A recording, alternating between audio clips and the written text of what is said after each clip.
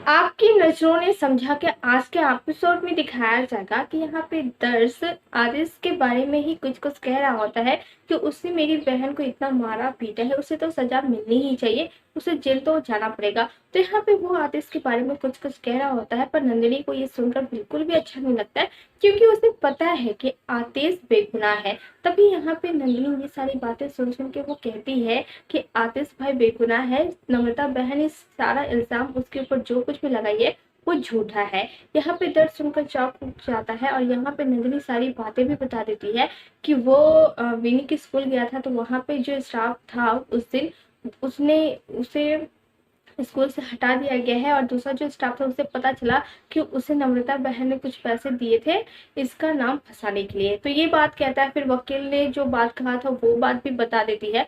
तो यहाँ पे नंदिनी अपने तरीके से पूरी तरह से सब कुछ बता देती है, समझाती भी है, पर यहाँ पे दर्श को उसकी बातों पे भरोसा नहीं होता है।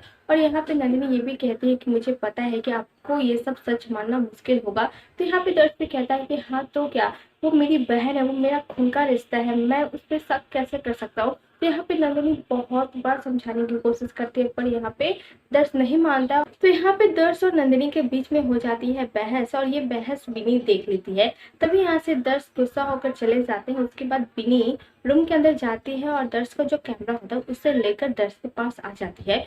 वो दर्श के पास जाने के बाद कहती है कि आपने मेरी एटीएम को क्यों डांटा, मैं आपका कैमरा को स्विमिंग पूल में फेंक दूंगी। तो यहाँ पे दर्श कहता है कि देखो इससे मजाक मत करो।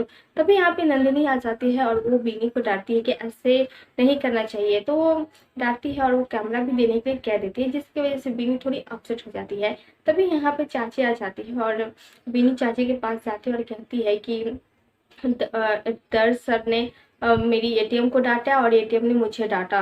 तो यहाँ पे वो कह देती है, तो यहाँ पे चाची से मनाने की कोशिश करती है और कहती है कि हम ना इन दोनों से कट्टी हो जाते हैं। तो ये दोनों कट्टी होकर यहाँ से चले जाते हैं। तभी हम आगे देखेंगे कि यहाँ पे जो नंदिनी है वो सोच रही होती है कि कैसे सबको विश्वास दिलाऊं कि जो मैं कह रही हूँ वो सच है, पर उसके पास कुछ ऑप्शन नहीं होता है। तभी यहाँ पे एक सर्वेंट होती है, वो आती है और कहती है कि मैं नम्रता बहन के रूम में गई थी, उसका कंबल उम्बल ठीक करी थी, वो तो अपने से खुद करती ही नहीं है। तो ये सारी बातें वो कहती है और चली जाती है। तो यहाँ पे नंदिनी को दिमाग में आता है कि जहाँ नम्रता बहन रह रही होगी वहाँ पे कोई तो सर्वेंट होती होगी काम करने के लिए। तभी वो सोचती है कि उसके बारे में पता करना चाहिए, इसीलिए वो जाती है नम्रता के रूम में और वहाँ पे वो कहती है कि आपका हाथ कैसा है। तो नम्रता कहती है ठीक है, और वो वॉशरूम में चली जाती है। तभी यहाँ पे नंदिनी उसका मोबाइल लेती है और उसमें मेड का नंबर ढूंढने लगती है, तो उसे मिल जाता है और वो ले लेती है। तभी यहाँ पे फिर से आ जाती है नम्रता और कहती है कि तुम अभी तक यहीं पे हो। तो यहाँ पे नंदिनी कुछ बहाना कर देती है, जिससे नम्रता को उसके ऊपर शक नहीं होता है। तभी हम आगे देखेंगे कि नंदिनी अपने रूम में आती है, दरवाजा बंद करती है और वो उस मेड के नंबर पे कॉल करती है। तो यहाँ पे वो मेड से कहती है कि मुझे आपसे कुछ इन्फॉर्मेशन चाहिए, वो सारी बातें पूछ रही होती है। तभी आगे दिखाया जाता है कि यहाँ पे नंदिनी सबको लेकर हॉल में आती है और यहाँ पे वो कहती है कि नम्रता बहन झूठ बोल रही है, जो आर्टिस्ट भाई उसने कुछ किया ही नहीं है, वो बहुत अच्छे है, अगर आप लोग को भरोसा नहीं हो रहा हो मेरे पास एक सबूत है। तो यहाँ पे वो मेड को भी लेकर आ जाती है और यहाँ पे मेड सारा बात झूठ बोल देती है, जिसकी वजह से यहाँ पे जितनी भी फैमिली है सब लोग नंदिनी के ऊपर गुस्सा करने लगते हैं। तभी यहाँ पे आगे दिखाया जाता है कि जब जो जो क्या नाम है भाई, तो सब लोग यहाँ पे गुस्सा करने लगते हैं और सब लोग अपने अपने रूम में चले जाते हैं। तभी यहाँ पे नम्रता और चार्मी रहती है। तो चार्मी कहती है कि ठीक हुआ जो मुझे पता चल गया था कि नंदिनी ये सब कुछ करने वाली है। तो यहाँ पे ये दोनों यही सब बात करते हैं। फिर आगे दिखाया जाता है कि यहाँ पे दर्श बहुत ज्यादा गुस्सा होता है नंदिनी से, इसीलिए वो रात को रूम में नहीं सोकर बल्कि वो बाहर आके सोफे पे सो जाते हैं। और ये चीज देख लेती है चार्मी, जो कि उसे बहुत अच्छा लगता है और कहती है कि चलो इसी वजह से ही सही पर इन दोनों के बीच में दूरियां हो गई है। तभी यहाँ पे नंदिनी तो अपने रूम में चली जाती है। उसके कुछ देर के बाद यहाँ पे चार्मी आती है, दर्श को चादर डालती है और वो किस करने जा रही होती है। तभी नंदिनी भी चादर लेकर आ रही होती है। तब तक जब जैसे ही नंदिनी यहाँ पे पहुंचती है चार्मी जा चुकी होती है।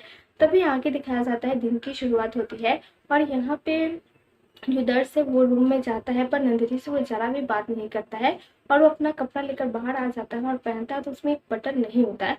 तो ये चीज देख लेती है चार्मी, तो वो कहती है कि दीजिए मैं ही लगा देती हूँ। पहले दर्श मना करता है पर वो नहीं मान रही होती, फिर भी वो कहती है। तो दर्श कहता है कि ठीक है। तो यहाँ पे जो चार्मी है वो ढूंढने के लिए चली जाती है सुई धागा, वो पहले सरगन से पूछती है, उसे पता नहीं चलता। फिर वो जाती है और नम्रता के पास, तो वो कहती है कि तुम इसलिए मुझे अभी जगाई हो। तभी वो बता देती है, तो फिर वो स्टोर रूम में जाती है, वहाँ पे मिल जाता है। वो लेकर आती है, तब तक यहाँ पे देखती है कि नंदिनी ही दर्श के सर में बटन लगा रही है। तो ये चीज़ देखकर उसे बुरा लगता है और ये एपिसोड यहीं पे खत्म हो जाती है। तो ये है आज के आने वाले एपिसोड के बारे में, जो कि बहुत ही ज़्यादा इंटरेस्टिंग है। वीडियो पसंद आया हो तो लाइक करें, कमेंट करें, शेयर करें।